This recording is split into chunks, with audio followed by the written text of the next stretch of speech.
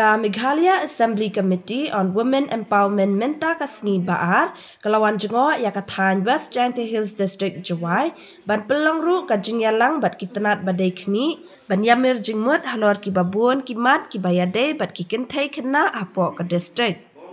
Ya kani ka jingialang bala pelong ha conference hall jangka office soil and water conservation hami mentedu Jawai, Lakli da ka MLA ka than ka kong Santa Mary Syllad, ha ka jingsen ran lang da ki weipat ki dekot jangka committee, ki ba kentop ya ka last miani di Shira, ba Adelbert Nongrum, bat Matthew Beyond Star Korba.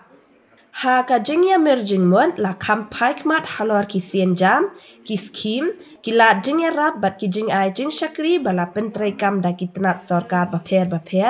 ki batmu ban kentiu bat ai bor ya ki long kemi kentai bat ki kena jong ka district. Nolor kata, ya ki program bala pelong da ki tenat sorkar baper, la bishar benya, kenang ban la ban pentikena na ka benta ki jing mentoy, bat ka bha ka miat jong ki kentai kena hapok ka district. Ki weipat ki bala yadon lang hakani ka jingialang, ki kentup ya u Deputy Commissioner West Jaintia Hills, uba BS Soklia, IAS, u Superintendent of Police, WJH, Umasi Serti, MPS bat kiway. Coming here is we want to have more improvement